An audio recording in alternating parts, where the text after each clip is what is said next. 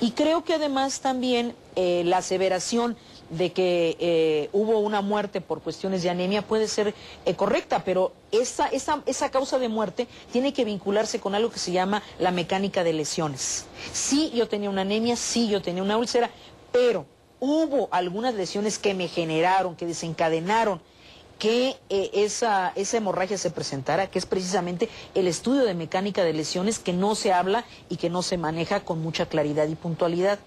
Y por otra parte, más allá de lo que ya se señalaba aquí del líquido seminal existente que presume que hubo una agresión sexual, hay otras evidencias que no necesariamente deben de apuntar al líquido seminal.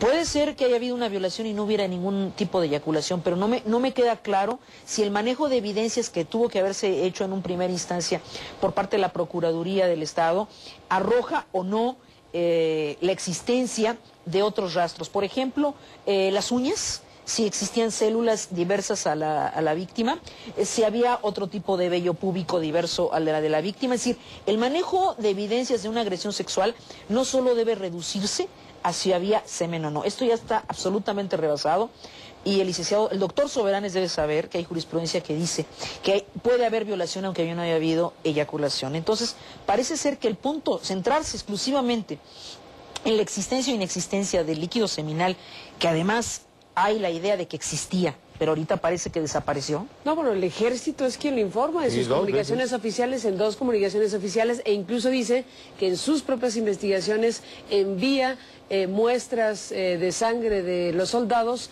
con muestras de líquido seminal para que las autoridades federales en la PGR, con ayuda de sus peritos, permitan realizar ese trabajo, que por cierto pone un plazo de entre 15 o 20 días después de que envían el asunto, se entiende, plazo que ya se agotó hace unos días, por cierto. Así es. Aquí hay una cosa y que no se ha también informado nada, ni desde la PGR, ni desde el Ejército, sobre esa comparativa de líquido seminal con sangre de soldados. Aquí yo creo que parte de la mezcla y del oscuro del manejo es que quienes tienen que hablar no han hablado. Es decir, la Procuraduría del Estado es la que nos tiene que informar efectivamente cuáles son las diligencias que ha ordenado sobre el asunto. Es la que nos tiene que informar si hay o no una posible comisión de un delito. Y en dado caso que ya pidió, por medio de colaboración de los servicios periciales de la Procuraduría General de la República, bueno, ¿cuál es el resultado de esto? O bien, si de veras hay una voluntad política, que sea la Procuraduría General de la República, que tiene cualquier cantidad de fiscalías y una fiscalía especial para delitos cometidos contra las mujeres, que la trajera el asunto y nos diera una respuesta. Pero no es ni la Comisión de Derechos Humanos, la Comisión Nacional, ni el Ejército quienes tienen que estar dando explicaciones y determinando una culpa o una probable responsabilidad. Esto me parece absolutamente, totalmente anómalo e inadecuado para un asunto como este. El caso es que tenemos, Miguel Ángel, 2 informaciones desde la autoridad local, la primera necropsia, que hoy ya no defiende la propia Procuraduría, pero no la defiende con el silencio. Es decir, no ha dicho ni sí ni no, ha hecho una declaración el subprocurador Miguel Mina respecto a qué opina de la descalificación de la CNDH, y su respuesta es simplemente: hemos decidido ya no hablar, pero no defiende justamente su trabajo, pero tampoco rechaza que haya sido inventada la necropsia, que al final de cuentas es el planteamiento de la CNDH. Y antes sí la defendió. Sí, claro. En un primer momento explicó las circunstancias, él tenía información adicional a la que se desprende de la necropsia de cómo ocurrieron los acontecimientos, y la expresó públicamente. No han entrado en detalle, alegando que por tratarse de una averiguación previa tienen que atenerse al sigilo de la indagación. Pero tendrán, ahora que la CNDH emita una recomendación contra su comportamiento, tendrán que explicar si la aceptan o no y cumplir las sanciones que le pida la CNDH aplicar a sus servidores públicos. Ahora, algo interesante es que la averiguación previa debe estar en sigilo. Yo me pregunto si el propio Ombudsman está violando este sigilo al ya dar una determinación, al dar a conocer eventos relacionados con averiguación previa, claro, que en teoría no podría hacerlo. No está autorizado legalmente para dar a conocer el contenido de una averiguación previa. Y a mí me preocupa, aparte de lo que señala el licenciado Granados, de la necropsia, el manejo previo de las evidencias. Antes de que muriera, ¿qué evidencias había? Déjame hacer una pausa y entramos en esa parte, si te parece bien. Sí. O sea, se va a enfocar también... Bárbara, regresamos contigo, estabas en... Sí, apuntábamos a la idea de que antes de que ella falleciera, hubo una serie de investigaciones, hubo una serie de exámenes médicos que deben incorporarse a la averiguación previa. Entonces hay dos momentos que analizar.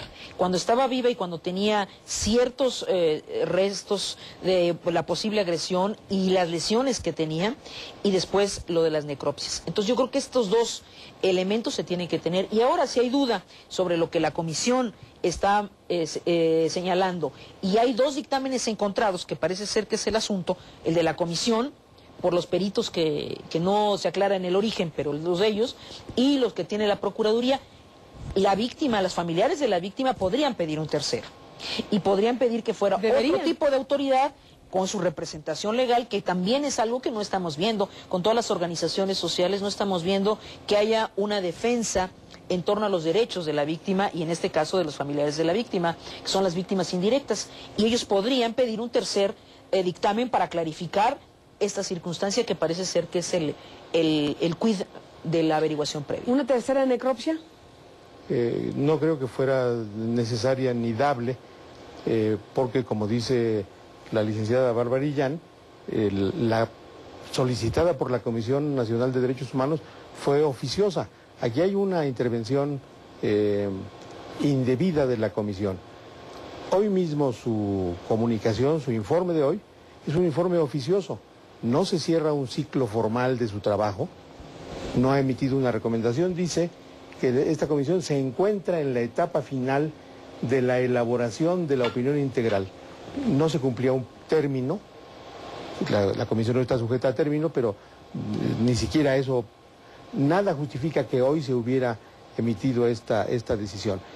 Lo que a mí me fortalece mi idea de que hay una organización contradictoria de la información para acallar las versiones iniciales admitidas por el propio ejército de que soldados intervinieron en el asalto a la señora Ernestina. Déjenme hacer una pausa y regresamos en esta conversación. De hecho, estamos hablando de tres... Bueno, pues nos va a faltar mucho tiempo para seguir hablando de este caso y de este tema, pero yo quisiera cerrar esta conversación con el tema de la fotografía de Ernestina Asensio, que dimos a conocer en CNN y otros medios de comunicación en México, y que, bueno, pues muestra justamente a esta mujer que murió en estas circunstancias que se están investigando. Tengo un fragmento de lo que el doctor Soberanes nos dijo esta mañana respecto a por qué, si la hemorragia era interna y las razones de carácter médico, la causa de la muerte de Ernestina Asensio, por qué aparecía un charco de sangre al lado de la cabeza de Ernestina. Hablando de fotografías, doctor Soberanes, seguramente vio la que publicó la revista Proceso, donde se mostraba a la mujer indígena Ernestina Asensio en una imagen donde estaba su cabeza, su cuerpo. Bueno, era una fotografía que se alcanzaba a apreciar solamente su cabeza, y al lado de su cabeza había un charco de sangre, un pequeño charco de sangre. ¿Tiene alguna idea de por qué existe esa fotografía con estas características? No, yo eso no le sabría yo explicar qué pasó ahí, ¿no? O sea, porque si estamos hablando de que murió de anemia aguda, me brinca, ¿por qué habría una fotografía de ella con un charco de sangre al lado de su cabeza? Pues no lo sé, ¿verdad? O sea, la anemia aguda fue producida por la pérdida de sangre, ¿no? ¿Pero fue agredida de alguna manera? No. ¿No hubo ninguna agresión en contra de ella? No, porque la anemia aguda fue producida por una úlcera gástrica. Bueno, en fin, él dijo que no tenía posibilidades de responder frente a ese tema. Es un elemento más que merece atención, por supuesto. Nos vamos, Miguel Ángel, un comentario final sobre este tema. Que esperemos a que concluya la comisión su indagación, no obstante el carácter oficioso que con lo que le ha impregnado, porque hay incongruencias que solo en la parte final podrían aclararse o acentuarse. Bárbara. A mí me parece que tenemos que escuchar la determinación de la Procuraduría del Estado, saber efectivamente si el cuerpo sufrió o no lesiones, si hubo o no agresión sexual. Hay muchas interrogantes que creo que ya se están anticipando a lo que tendría que ser la determinación oficial por parte de la Procuraduría. Pues estaremos muy atentos al asunto. Gracias a los dos que nos acompañaron nuevamente en esta conversación y bueno, pues estaremos siguiendo de cerca el asunto para informarlo y comentarlo en su momento. Gracias a usted que nos acompañó. Buenas noches, hasta mañana.